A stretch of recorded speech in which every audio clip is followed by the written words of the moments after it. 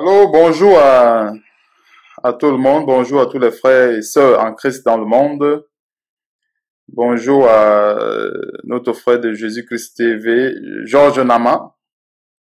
Donc, pour qui je fais ce message, pour qui je fais ce témoignage, afin que cela puisse édifier des personnes ou bien afin que cela puisse édifier soit un frère ou une sœur qui se trouve dans la même situation.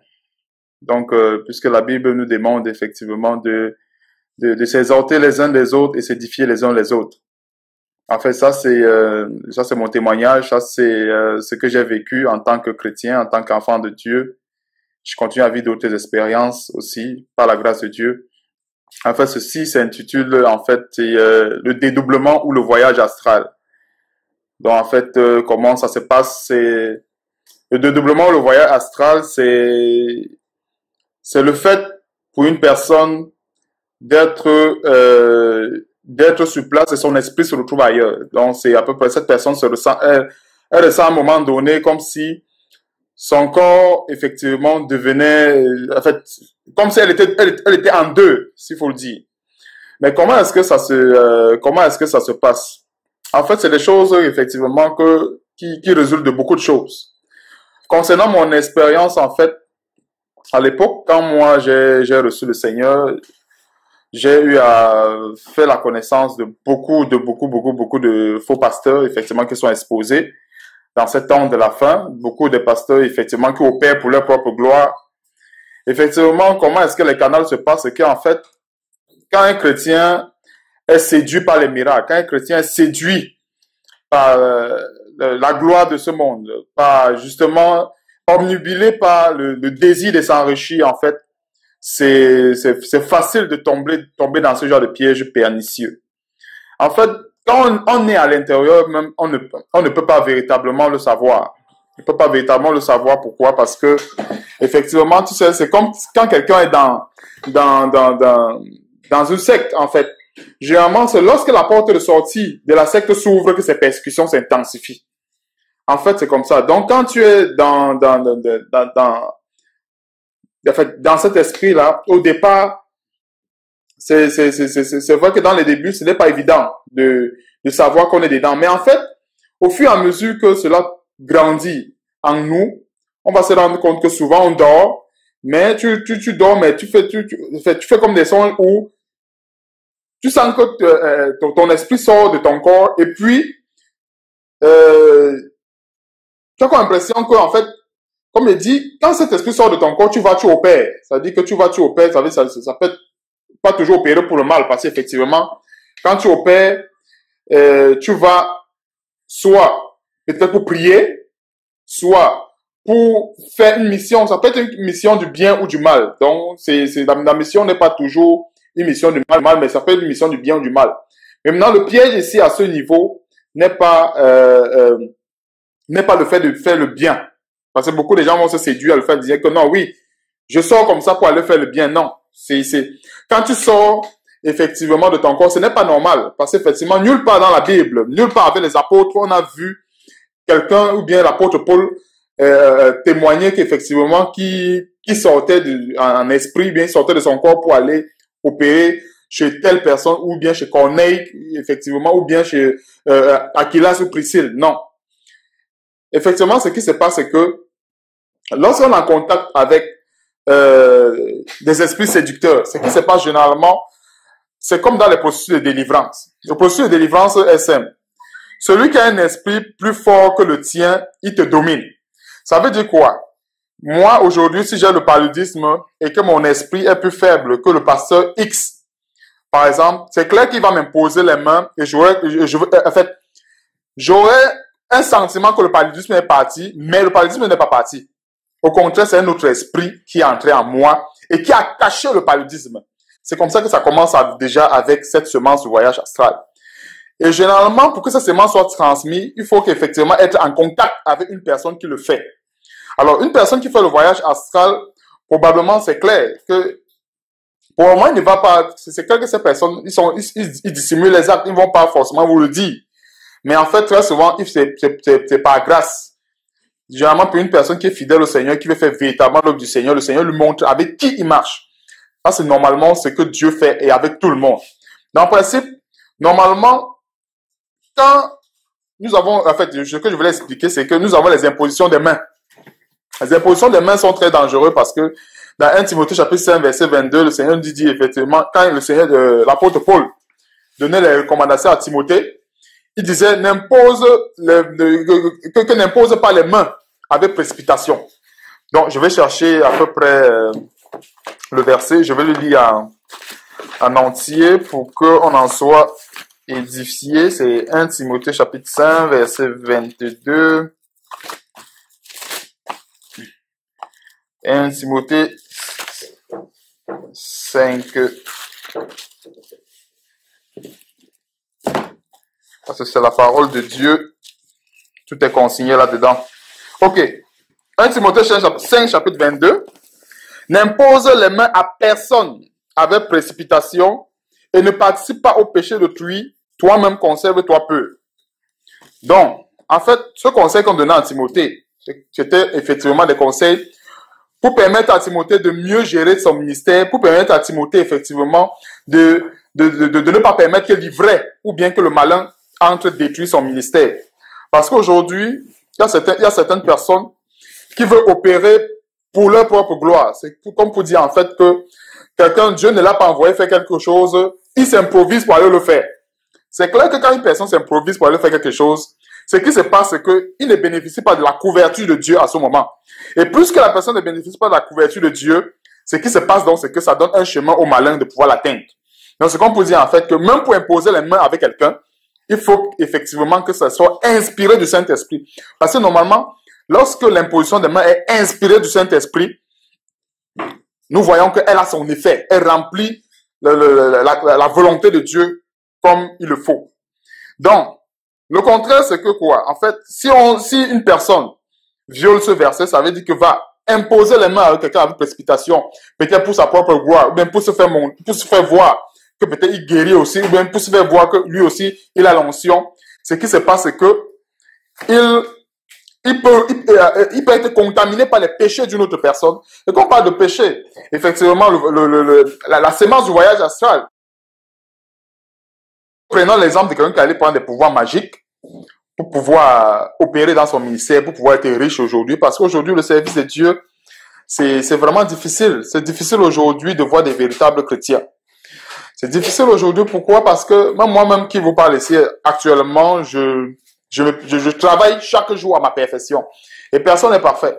Et très souvent, c'est que si quelqu'un a déjà la très haute opinion de lui-même, ça veut dire que cette personne a commencé à s'égarer. Alors, ces personnes vont chercher des pouvoirs magiques, tout simplement pour qu'on les voie comme des dieux. Pour que quand ils imposent un mot aux gens, les gens tombent. Pour que quand ils imposent un mot aux gens, les gens font semblant d'être des grilles, ils grelottent au sol et tout le reste. En fait, c'est que ces personnes qui ont pris ces pouvoirs, en fait, probablement c'est pour aller remplir leurs devoirs sataniques, ou bien leurs devoirs occultes. Parce que lorsqu'il y a des voyages astrales, mais il y a tout qui peut se passer. Il peut y avoir des meurtres, il peut y avoir des couches de nuit, il peut y avoir tout un paquet de choses. Et il y a aussi autre chose que je voulais dire, autre parenthèse que le Seigneur est en train de mettre à cœur, c'est que quand il y a couche de nuit, en fait, généralement, ce qui se passe, c'est réel. C'est que la sémence qui est déposée en la personne, elle est réelle. C'est pour dire que, même par une couche de nuit aussi, une personne peut avoir la sémence du dédoublement. C'est pour dire que, si une personne, par exemple, rêve tout le temps qu'elle a des couches de nuit et tout, ou bien ça peut être un chrétien et tout, le chrétien ne doit pas rester, par exemple, en train de dire que, ok, bon, peut-être c'est la volonté de Dieu, parce que j'ai connu des personnes comme ça à l'époque. C'est que quand j'étais encore au Cameroun et tout, j'ai connu des personnes qui disaient que oui, ben c'est la volonté de Dieu. Bon, Dieu, comme très souvent on dit, il y a beaucoup de chrétiens qui sont forts pour proclamer la parole, même si ça ne s'accomplit pas, mais ils proclament quand même. Non, vraiment, quand Dieu va décider, il va partir, le mari de nuit va partir. Non. En fait, c'est que ce qui se passe, c'est que quand le diable a trouvé sa maison, qui peut entrer, il peut se balader comme il veut, il va venir déposer ces choses. Donc, même par là, une personne peut recevoir la semence. Et maintenant, donc, quand on a cette semence, comme je disais, en fait, les manifestations sont claires. C'est que, on va constater à un moment donné que souvent, tu n'es même plus maître de toi-même. Ça dit que tu dors, parce que moi, l'expérience que j'avais vécue, moi, c'est que, en fait, j'étais allé me coucher. Et puis, dans la nuit, Mais j'avais rêvé comme si mon esprit sortit de mon corps et puis ça allait combattre. Et à l'époque, vu que je recevais les enseignements qui prônaient cela, c'était déjà une porte. C'est qu'on on te fait comprendre que oui, c'est normal. C'est normal que si tu sortes et que vraiment tu vas prier pour quelqu'un, tu vas faire ceci, c'est bien. Déjà là, c'est déjà faux. C'est erroné parce que ça n'existe pas dans la parole de Dieu. Donc, quand quand j'ai eu ça, ce qui m'a beaucoup intrigué, parce qu'en fait, quand tu sors, oui, ce n'est pas en fait, pour moi, chacun peut avoir chacun peut avoir vécu son expérience. Quand tu sors, ce n'est pas ça qui est intriguant, mais ce qui est intriguant, c'est que quand tu veux rentrer, parce que moi j'ai vécu ça, ce n'est pas facile. Et c'est pour ça que j'ai fait cet enseignement, pour que ça puisse édifier les frères et tout. Et peut-être par la grâce de Dieu, le Seigneur donnera comment est-ce qu'on peut faire pour en être délivré. Donc, en fait, quand tu sors, c'est facile. C'est que ben, tu es couché et puis ben, souvent c'est involontaire, parce que pour moi c'est involontaire. C'est pas moi tu ne commandes pas ça. C'est que tu vois ton esprit sort et puis ça va, ça combat. Ça peut combattre soit un démon ou bien ça peut faire n'importe quoi, combattre de toutes les façons. Maintenant le problème c'est que quand il faut que ça retourne dans ton corps, toi-même tu sens en ce moment que tu as toi-même qui veut entrer en toi. Donc tu sens que toi tu es devenu deux. Très souvent il y a des films, fais une petite parenthèse sur des films. Moi, à l'époque, quand j'étais dans le monde, je suivais beaucoup plus des films de Jet Li où il y a un film qu'on appelle The One. The One de Jet Li où il est doublé en deux.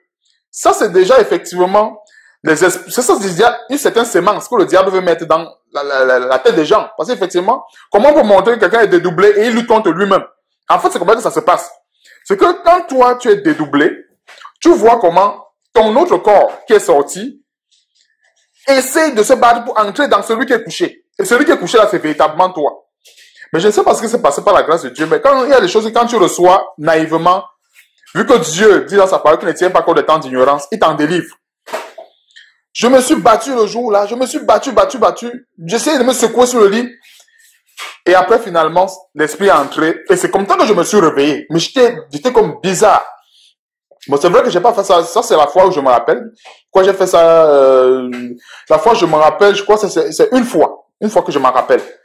Et c'est quand je suis entré en contact avec des enseignements, la méditation profonde, surtout avec beaucoup des messages d'exposition sur Jésus-Christ et sur les faux pasteurs et tout, que j'ai compris que selon ce verset 1 Timothée 5 chapitre 22, en fait, l'imposition des mains peut être hyper dangereux dans ce domaine-là.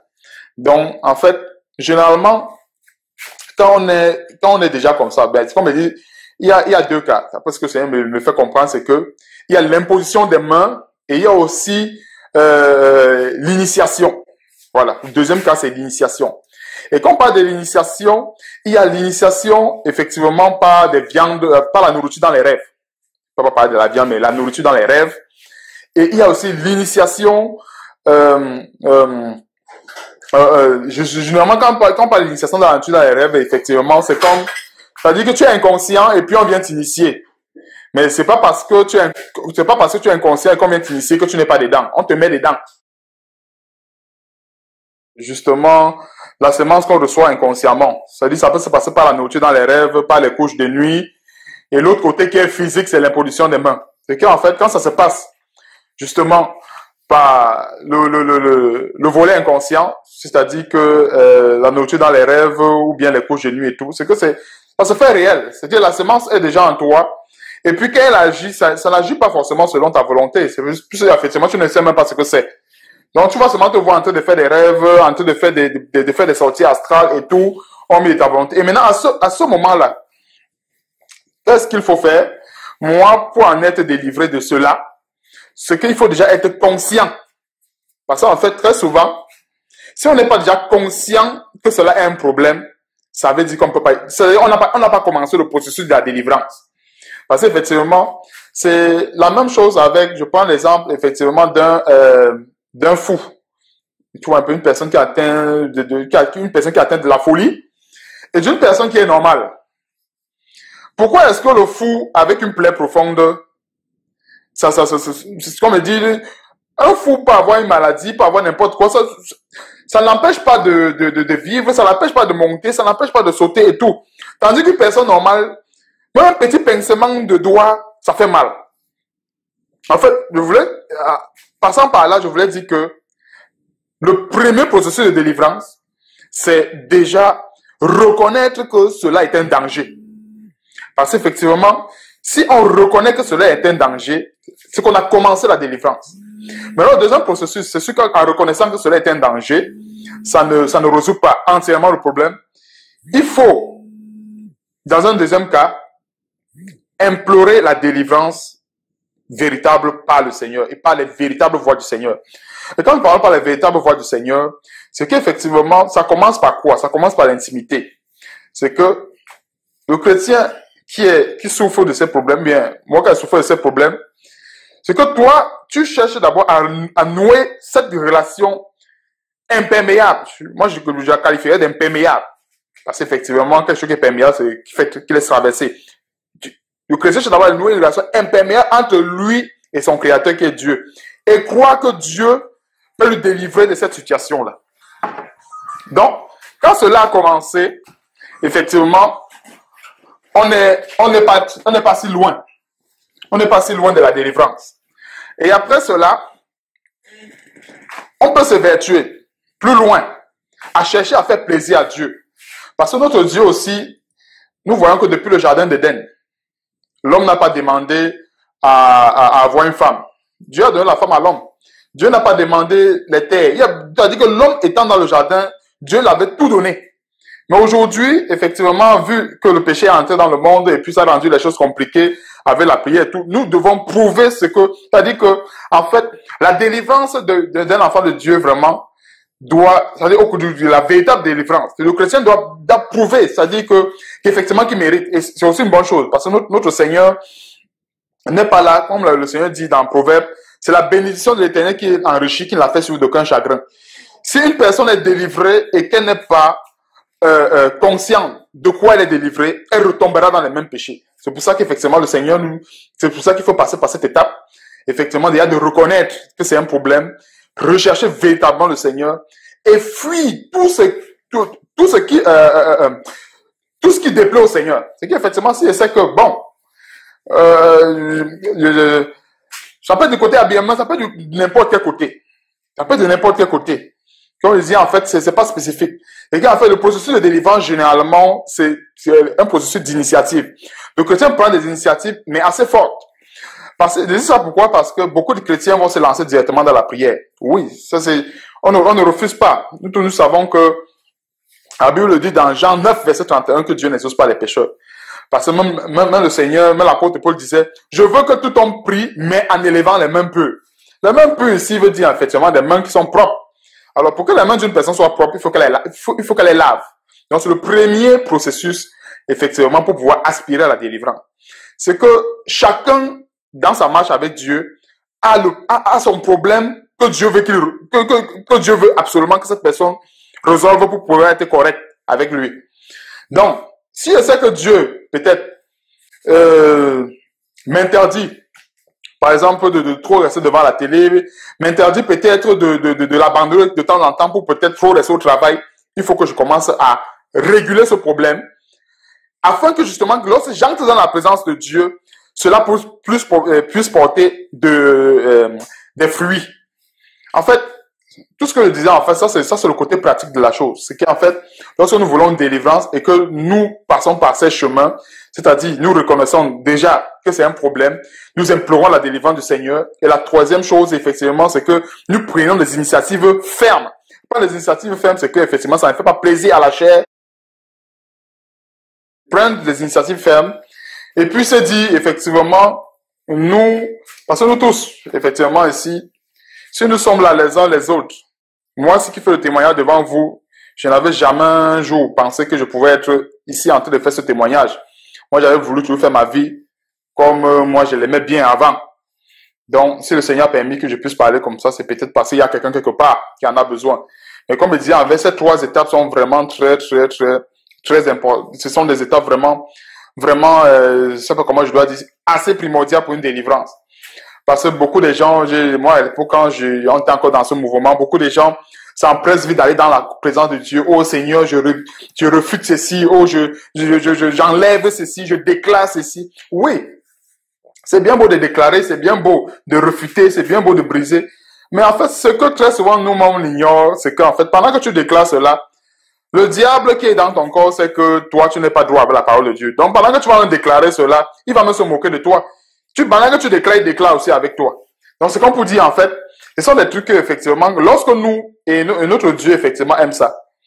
Moi, c'est de ma petite expérience, j'ai pas trop fait longtemps avec le Seigneur, mais de ma petite expérience, Dieu aime les enfants qui prennent des initiatives, qui n'attendent pas forcément qu'on leur demande de faire telle chose ou telle chose.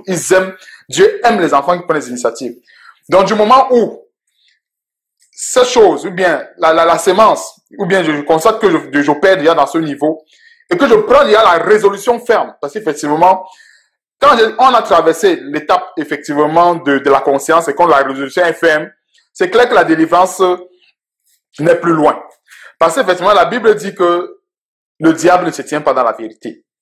Donc, peu importe le temps que ça peut prendre, comme je dis, moi, très souvent, ce que je me dis, quand j'ai un problème souvent qui m'est long, je me dis souvent que, bon, de toutes les façons, du moment où Dieu agrée ce que je fais, il n'y a pas de problème. C'est pour dire qu'en fait, l'autre chose qu'il ne faut pas avoir, c'est être impatient. C'est qu'en fait, se dit que je mets tout le maximum pour que Dieu puisse m'accorder la délivrance, mais en même temps, que ça ne soit pas aussi un fardeau. Parce qu'effectivement, très souvent, l'exaucement d'une prière peut retarder du fait que peut-être on est pressé à voir cela agir, on est pressé, non. Effectivement, disons-nous que nous sommes d'abord là pour la volonté de Dieu et toute chose nous suit par après.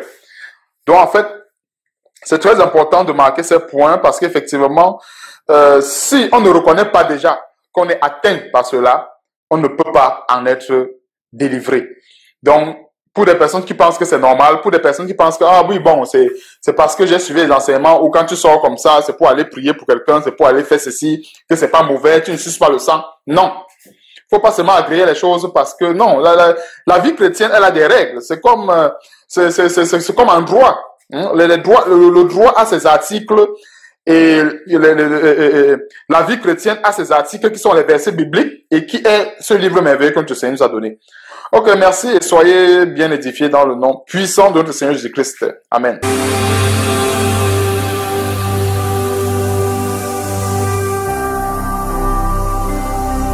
Jésus-Christ TV, vous connaîtrez la vérité et la vérité vous affranchira. Ne manquez pas de vous abonner à notre chaîne YouTube Jésus-Christ TV, en cliquant sur le bouton s'abonner, juste au bas de la fenêtre de cette vidéo. Ainsi, vous recevrez automatiquement nos nouvelles vidéos, et vous ne raterez aucune. Vous connaîtrez la vérité et la vérité vous affranchira. Jean 8, 32.